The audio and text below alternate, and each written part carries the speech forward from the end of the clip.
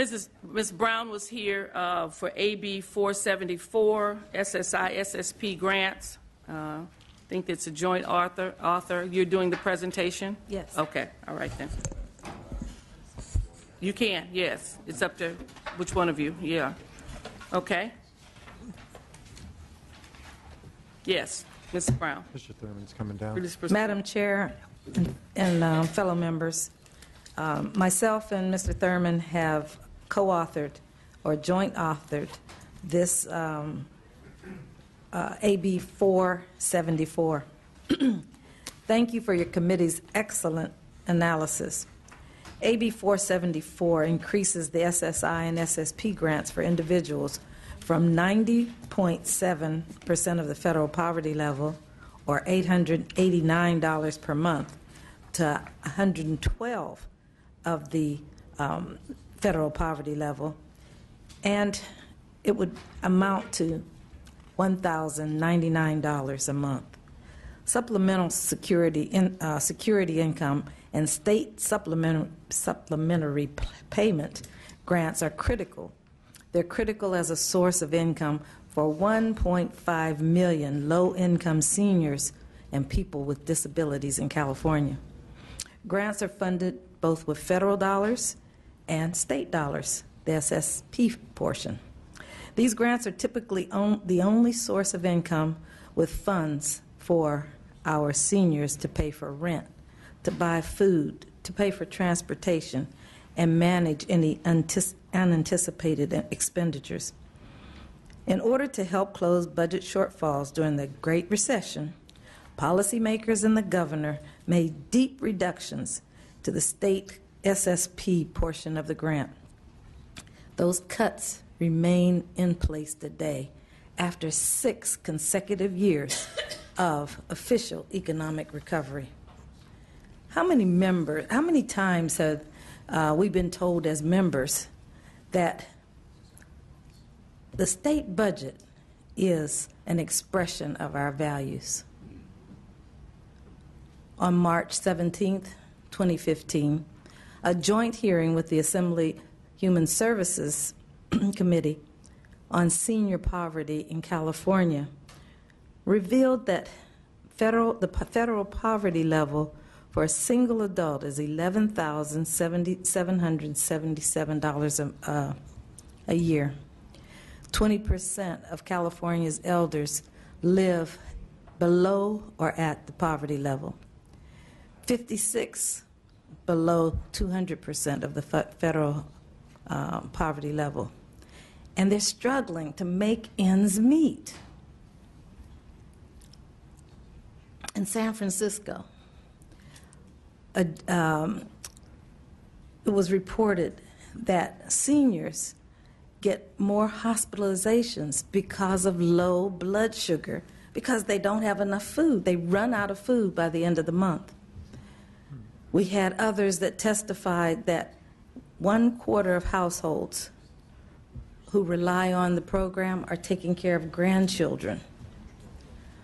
We've had others that talked about homelessness and unstable living arrangements, and that waiting for affordable housing is 6 to 7 years. Former Assemblymember Yamada's work on the faces of aging revealed stark differences in economic resilience from one ethnic group to the other. A key component of the Legislative Women's Caucus makes a firm statement about our collective values. The Black Caucus additionally made this one of their priorities. I would like for Mr. Thurman to speak and then witnesses to take over. Thank you, Senator Brown. Thank you, Madam Chair, members of the committee. I would simply add my voice to the urgency that Assemblymember Brown has described, as this has been a bill that has been heard, or a topic rather that's been heard in the Subcommittee on Health and Human Services. I know that all of the members of this committee are very aware that we can't ask seniors or people with disabilities to choose between paying rent or having medicine. I think while the bill is costly, I do think we have to ask ourselves what's the cost that we pay to not take this action. And when our seniors and our disabled citizens are having to eat in shelters or having to seek out alternative medical treatment because they can't afford medicine, we have to consider the cost to our public systems for not taking this action. I would say that certainly,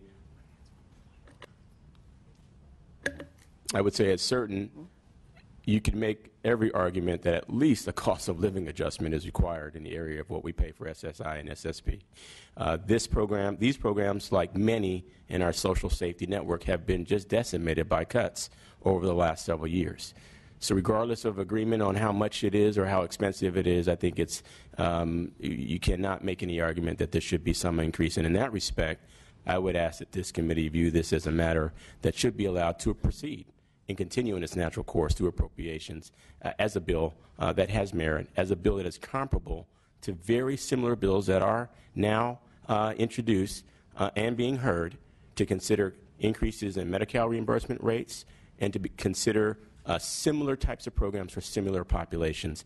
I would respectfully ask that this committee see this bill as one that has the merit to move forward, and if it needs to be revised in the amount, allow that to happen through the legislative process. Thank you, Madam Chair. Mike Carroll with the Western Center on Law and Poverty. We are one of the conveners of the new coalition, Californians for SSI. The short nature of the learning about the Syrian, I'm the representative for the coalition today. 2 quick points. I think Mr. Thurman and Ms. Brown have made most of the main points. But 2 things. One, due to the cuts that we had to take or that were taken during the bad years, we reduced more than 1 million SSI recipients from living above the poverty level to below the poverty level. According to the California Budget Project, about 1 million SSI recipients now are at about 90.2% of the federal poverty level. It's one of the main reasons why we've seen such a spike in the poverty level in California, which I know has been a subject of significant interest in this building this year, and we're looking forward to hopeful some solutions to that in the state budget. The other thing that I would note is that we have had the opportunity in recent years to do some restorations to some of those cuts. Medi-Cal program, in-home supportive services, to some degree the CalWorks program. We've been able to make some inroads in getting some funds back. But we've not been able to restore any of the cuts to SSI at all. And so I think that there is a certain urgency that we have to take account for that now, and we're looking forward to seeing the governor's budget next week. Hopefully there'll be some good news in there, and we also look forward to working with the committee on this matter and in the budget. We support this bill. Thank you. Thank you.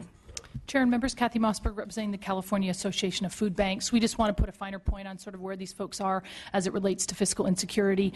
On average, 20 to 25% of those folks that we're seeing in the food banks now are on SSI, SSP. They do not have dollars to afford food. We are their access to food and nutrition, which, as pointed out here by by Assemblymember Thurman, they get sicker if they don't have nutrition and food. In Humboldt County in particular, it's up to 45% of those that we see are SSI, SSP recipients. They really are on edge, and we urge you to push this matter forward and allow it to move forward and encourage the increase and trying to address this issue. Thank you. Okay. Are there any other witnesses? Just name and position, please. Madam Chair and members, Monica Miller on behalf of Jewish Family Services of Los Angeles in support. Thank you. Thank you. Are there any other public members in support? Is there any other opposition? Is there any opposition? Any public opposition? Do we have a report from LAO? Yes. Or Finance. Finance, I'm sorry. Jacqueline Wong Hernandez with the Department of Finance. The Department of Finance is opposed to this bill because it would substantially increase general fund costs in the billions of dollars annually for a program that has continued to receive steady growth. The Department of Social Services estimates the bill would result in general fund costs of over $3 billion in 2015-16, and the costs would grow over time as the federal poverty level is adjusted annually. Okay, thank you. Any comments from members? I think all of us recognize the value of this proposal, and it's one of the few proposals that come forward that pulls on our heartstrings. I think we've all had folks who are members who have received SSI and SSP in our offices and had a conversation. The unfortunate piece is to actually do what the bill is requesting is probably more money than we have, unfortunately, in terms of the resources that are coming in, what has to go to 98 and what is left over. It's, as pointed out by finance, it's 3.0 at the smallest is considered 2.5. I applaud the two of you who brought the issue forward, and it's one that obviously as a state we're going to have to deal with aggressively. It may not be this. We're looking at, I think some of the subcommittees are looking at doing some modest increases and trying to develop a plan over time to respond to it. We're not ignoring it. It's just that we can't obviously fund it completely this year, but it is something I think that the subcommittees need to begin to look at and to work on in a much more aggressive way. I know in one committee we had the other day, we talked about rental issues and subsidizing things like that that have a tendency to bring some relief to seniors by being able to target that population versus any other population for some kind of support in terms of housing. So it is an issue of major concern. It is a huge budget item, ticket item, that obviously, unless we're willing to make a significant number of cuts in health and human services and other areas, it, and those are hard decisions that have to be made, I mean, unfortunately.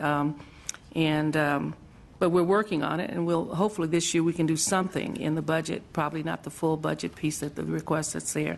But we've had, I think all of us have had, at least I have, had people in my office, and I don't know how they live other than through the various other support systems, through food banks and other things like that, that provide them with support with only $800 a month with the high cost of housing in California. We'd like you to give us a closing statement if possible. This bill also is subject to going on suspense. Mm-hmm. I'm very saddened to hear a young person and to hear that seniors, because it costs too much, seniors have given everything. Seniors have given us what we have today. We are walking in their footsteps. And for us to take the money away from them and for them to have to live below the poverty level, I think this is a statement of our values and how we value seniors.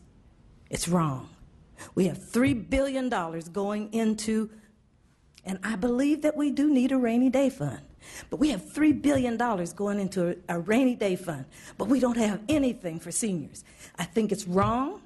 I think we need to work on this, and I think it needs to come off suspense and go through the process so that everyone on the floor can decide whether they want to support seniors or whether they want to walk away from us. Thank you. 1 minute, respectfully, please. 1 minute, please. Thank you. With all due respect to finance, I agree that this would cost a lot of money. To not act would cost a lot of money. We don't make our decisions just based on how expensive something is. We make our decisions based on the impact that it has and its importance in the people of California.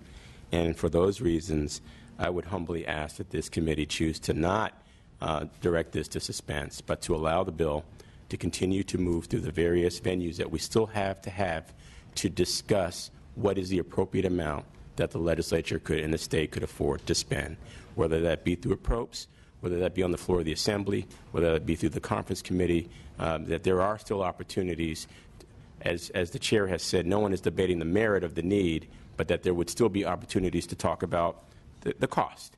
And I would humbly echo Assemblymember Brown's suggestion that we allow this bill to remain off suspense and to continue the legislative process to discuss what's the appropriate amount to allocate this year. Mr. Thurman, you're chair of Sub 1. This is a Sub 1 issue. If I could just say, it is an issue that we have heard in Sub 1, but from my perspective, it's an issue that cuts across every single budget subcommittee and across every sector that we consider, and it is a matter that I believe is important to many legislators and not just it is truly an important issue, but if you're dealing with, it's not a philosophical issue, it's a budget issue. I mean, I think we all agree that we have to do something. If it is to be done, it's to be done in Sub 1, which has a finite amount of money.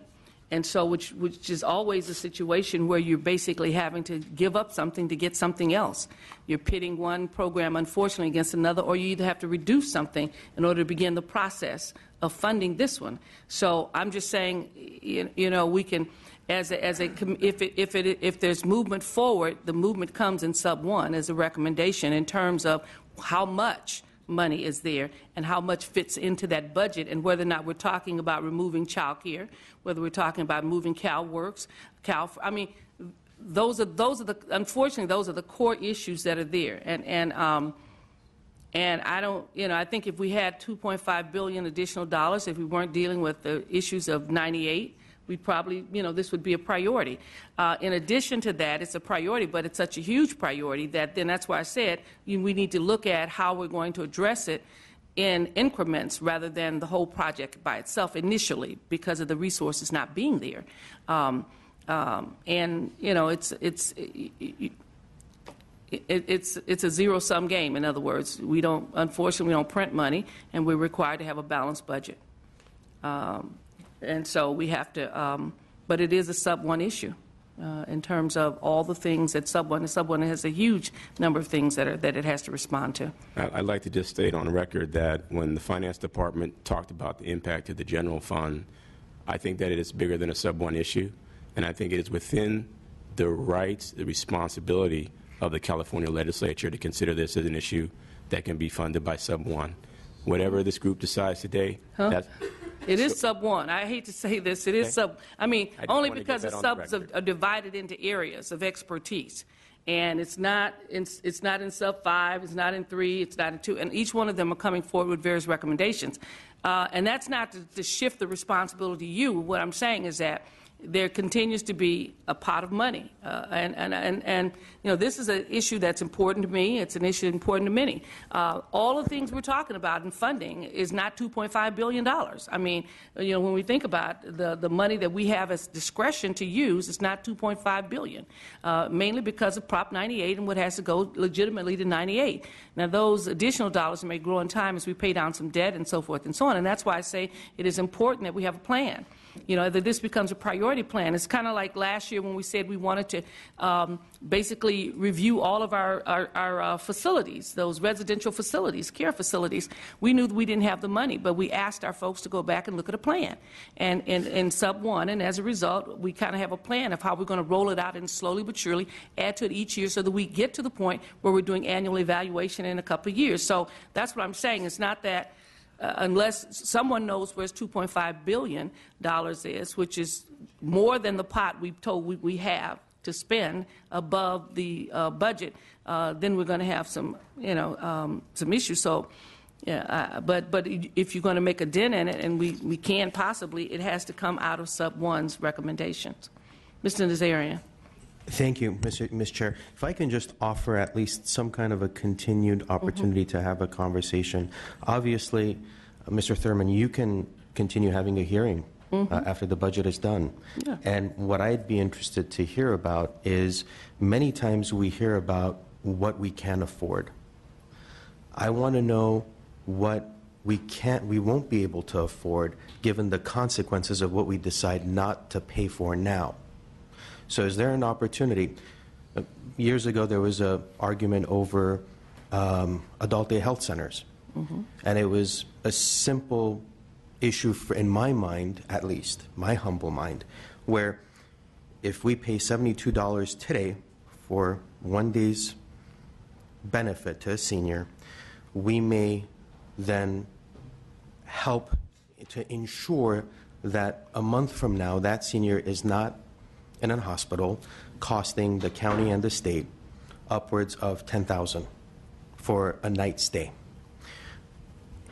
So is there, when we say that we don't have the money to take this into consideration, is there an opportunity to figure out the alternative cost of what it would cost us based on percentages of services and dollars not spent?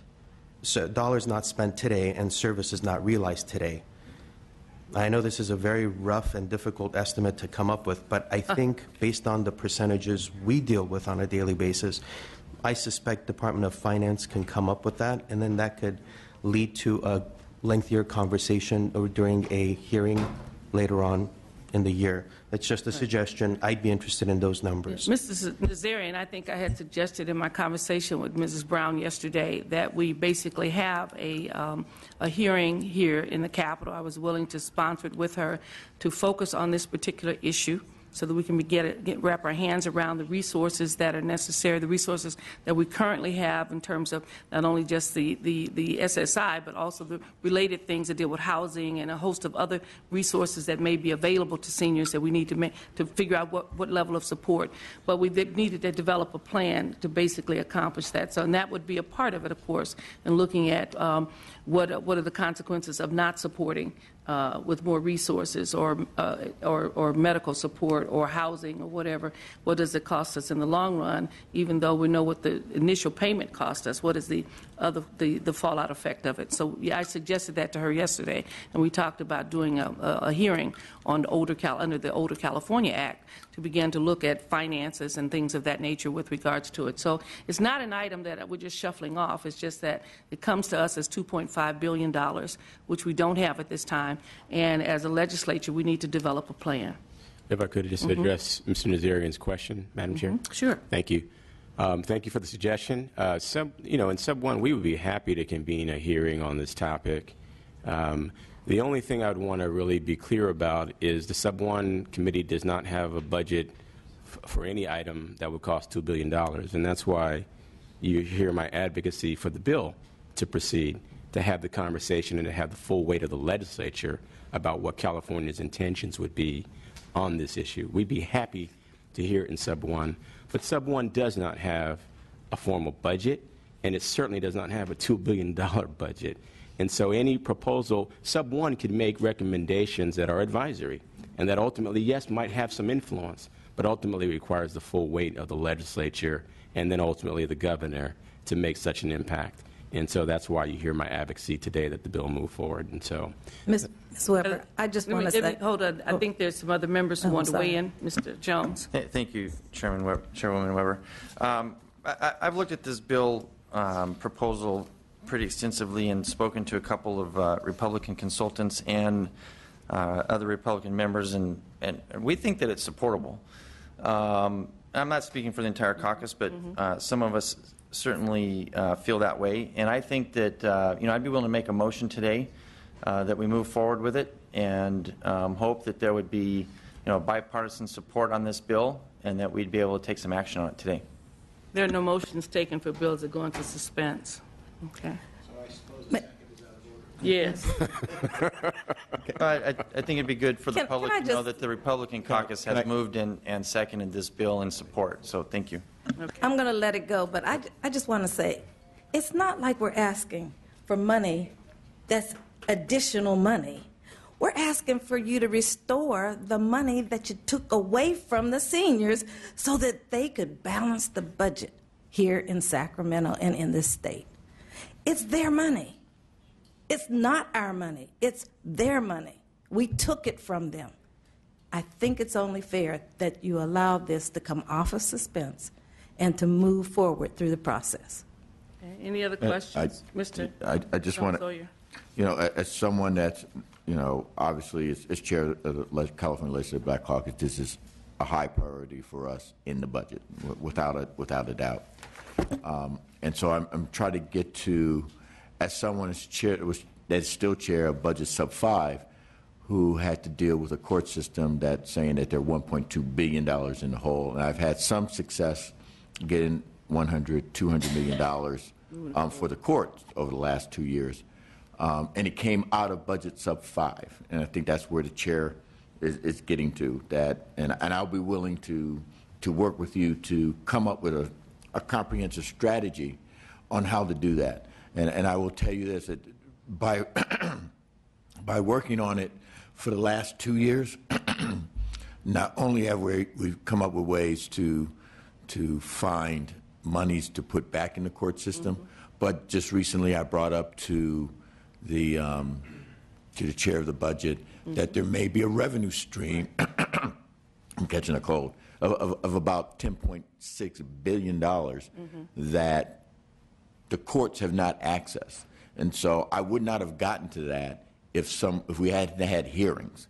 I got that in a hearing. I didn't get that through my own analysis. I didn't get that from staff. I didn't get that from the committee staff. That came out of a hearing. And now we're aggressively looking at it. And at the worst case scenario, I'm hope we get 10 cents on the dollar and we're able to find maybe $1.6 billion that can go back as a revenue stream that can go back into the courts that could hopefully eliminate that deficit of the money we took from the courts over the last 10 years. And so what I'm hoping that you take the suggestion of the chair that we immediately start having meetings or hearings within your committee or separate, whatever way makes the most sense, so we can come up with a comprehensive plan so we can get this done. Because at the end of the day, whether it takes 1 year, 2 years, 3, you want this done. You want seniors to be, and we want seniors to get their monies back. Okay. Any other comments or questions from the dais? Okay. Thank you for doing that. Hopefully, you'll take our recommendations into consideration as we move forward to address the issue of SSI and SSB. It has to be addressed. Okay. Thank you very much. Thanks for the opportunity to be heard. Okay. Thank you. I think the next person that was here was Ms. Grove. You have 2 bills before us, ACA 5 and ACR 45.